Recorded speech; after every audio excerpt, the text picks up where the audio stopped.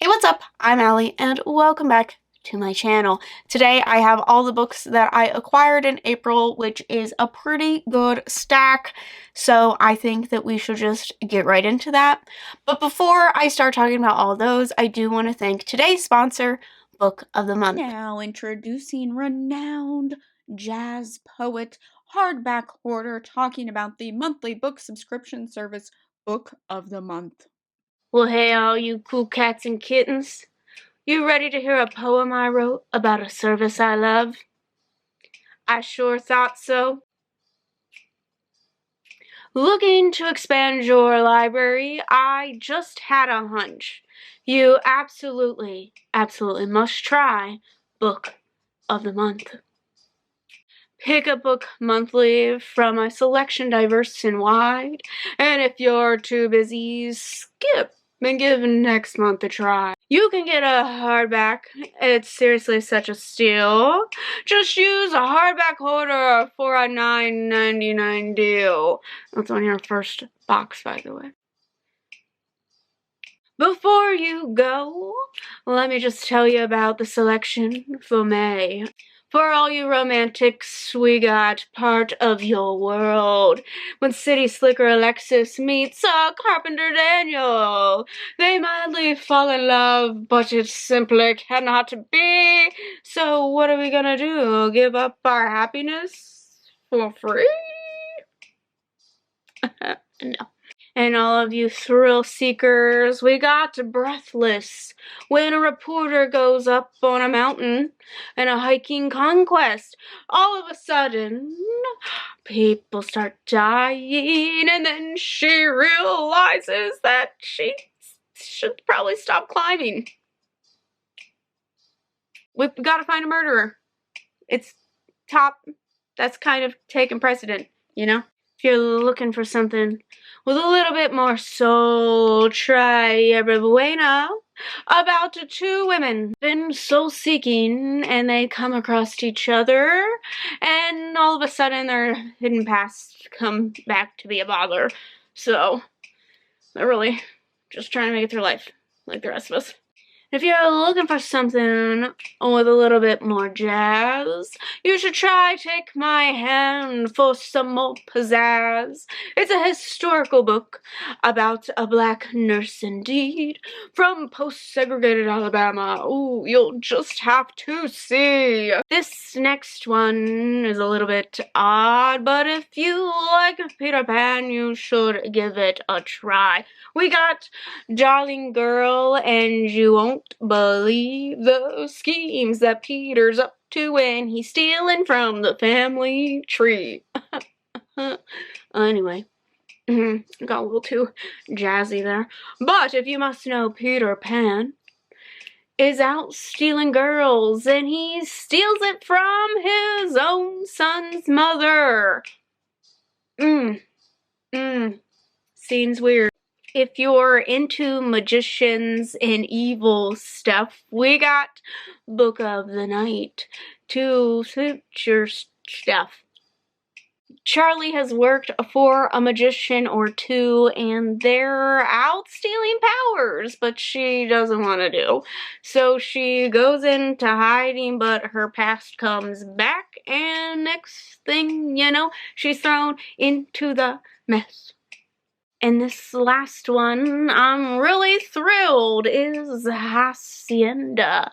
It's bound to give you chills. We got a woman, and she won't go inside because there's something haunting the hacienda. Although Beatrice loves this man that she has met, there's some debate about his worst wife's death, and so, what is going on inside with her fate?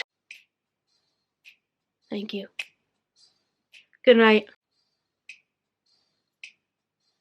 On a more serious note, I absolutely love Book of the Month. I've been using them for years. They're my favorite book subscription service. I love all the new and debut authors that they showcase, and I love that you can skip at absolutely no charge. So if you're in the US, definitely give them a try. I'll have a link down below. Thank you so much, Book of the Month, for sponsoring this video. Now let's see all the other good books that I have in store. Most of the books that I am going to haul are actually books that I received from publishers, and I'm so very thankful.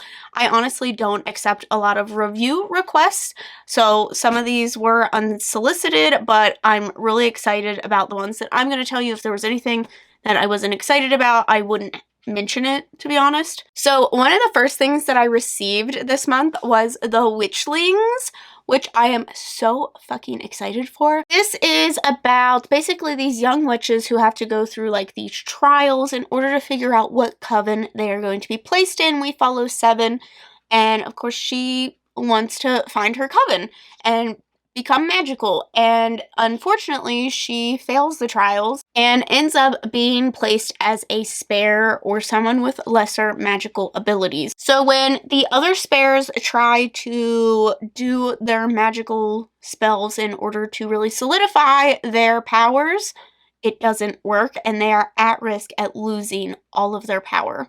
The three spares must complete an impossible task in order to keep their magic, and that is where this comes in. This is a middle grade. I've been seeing a ton of awesome things about it, and I'm really, really excited to get to it. That is probably one of the most exciting middle grades that I've seen this year that I'm super excited about. I also received this amazing PR package that has this movable ticket that is a bookmark.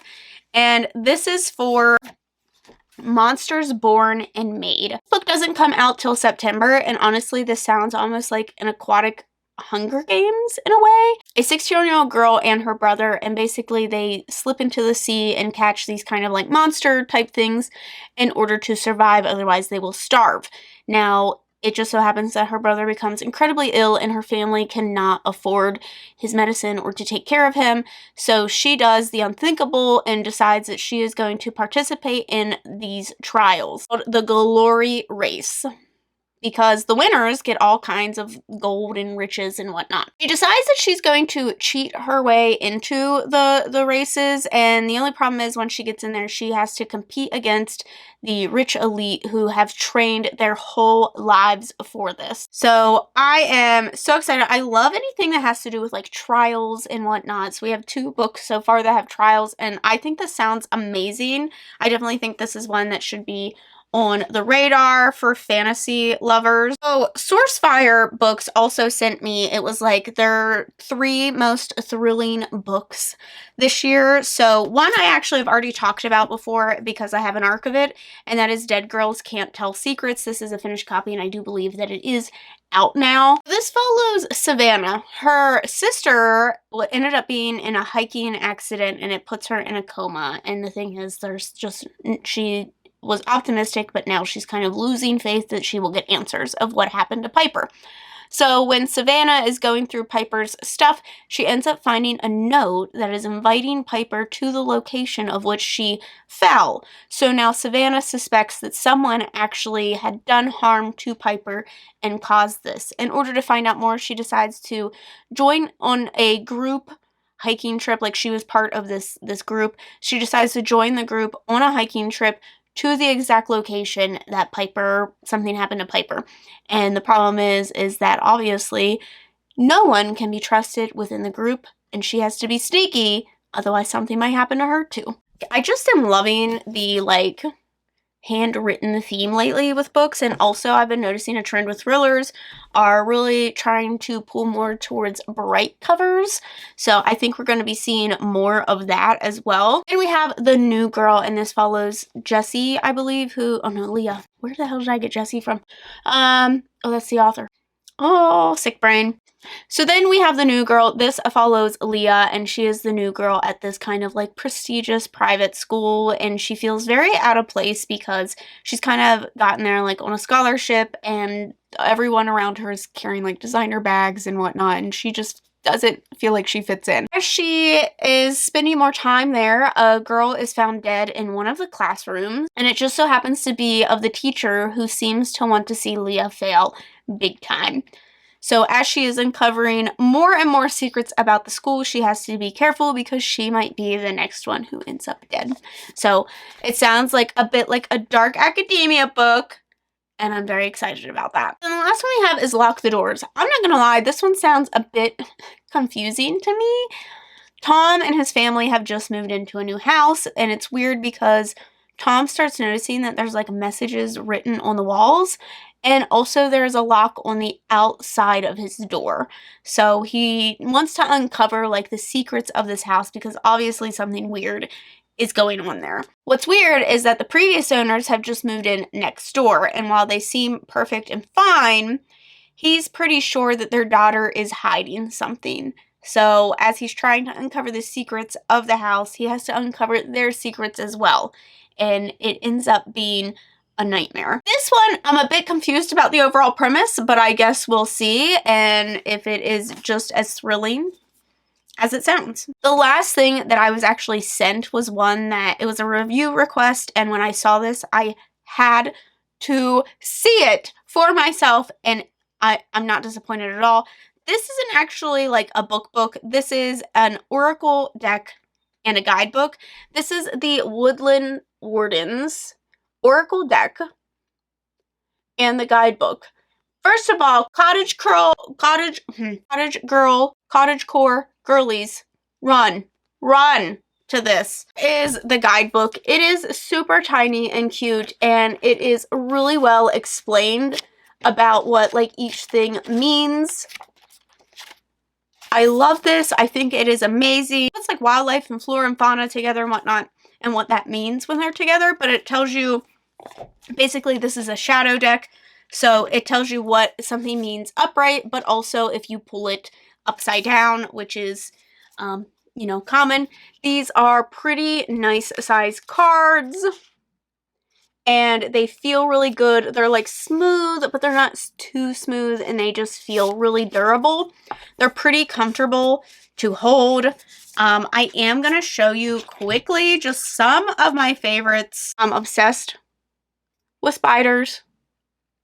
Obsessed. Beautiful. Amazing. I am obsessed with death moths. Obsessed. Also, look at this. Stunning. Beautiful. Amazing.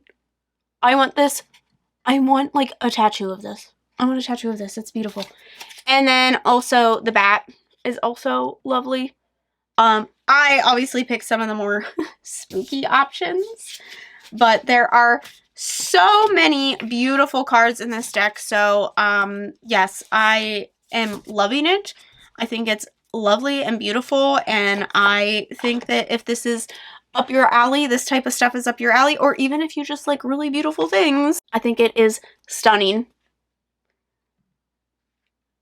Alright, and then the last few things. One thing that I got, now this was on the free shelf at my library. This is Because You Love to Hate Me. I read this years ago.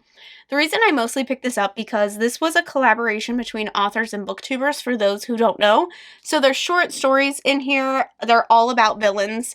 And basically, the authors wrote them off of premises that booktubers gave them. So I kind of just wanted to have this because I feel like it is a piece of booktube history, and I've been meaning to own it anyway. There's so many iconic like booktubers in here, and it was weird. I was telling like some of my coworkers at work, and I'm like, this person is my friend. Just like, this person is my friend. Just saying. I just needed to have it. I actually also enjoyed it when I read it, so it's just nice to have. 2 Fairy Loot books now. The one Fairy Loot book is one that I bought. It is a special edition that I totally forgot that I ordered, and it is volume 2 of Heartstopper. I don't even remember if they had a volume 1, and if so, I totally missed it, and I'm kind of upset. What's weird is I just bought all of the current like volumes last month, and then this came, and I was like, I totally forgot. Totally forgot, but this is a hardcover. It's got this metallic kind of gold edging, whatever to it. It's got blue sprayed pages. It is also signed. It's stunning, gorgeous. I love these colors. And then it has Nick and Charlie embossed on the cover as well. So, yeah, I'm not going to show too much more of that. Heartstopper is like everywhere right now. I've loved it. I've read it for the past 2 years. I've been trying to keep up with it, like, online and whatnot.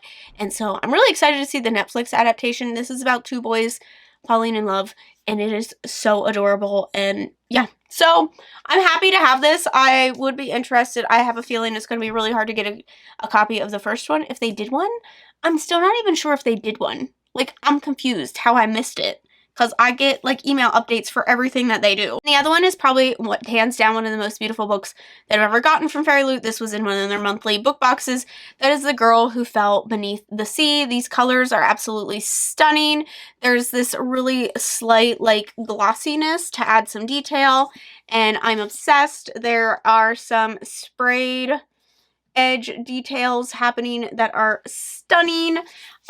This also has end page artwork and also some metallic embossing on it as well. I think Fairy Loot has just been absolutely killing it lately with their books, so, and their designs. So they're pretty much just taking everything out of my wallet as they release it. I would very much like them to slow down a little bit. Thank you. Anyway, this is based around a Korean myth and Korean mythology, and this is about, like, these deadly storms have been kind of, like, uprooting this community for some years, and basically they think the only thing that will stop it is if this sea monster thing ends up getting his true bride. So basically they sacrifice a woman, like, every season to be the true bride. It comes down that we follow Mina, and her brother's betrothed is said to be the true one. And when it comes down to it is her time to be sacrificed, basically, Mina decides that she will go in place of her. When she ends up getting swept away into the sea, she comes across the sea god, but he is stuck in an enchanted sleep. And basically, she needs to wake him. Don't have much time to do it. There are a lot of people who will try to stop her, a lot of things that will try to stop her from waking this. And she will die if she cannot return back home. So that is all of the books that I have to talk about today. And yeah, let me know which books that you think I should put to the top of my TBR. I definitely want to get to some of these before I forget about them. The moment they hit my shelves, they're just like, my brain is like, where did they go? We don't know. Thank you so much for watching this video. Don't forget to subscribe to see future videos from me, and I'll see you in the next one. Bye!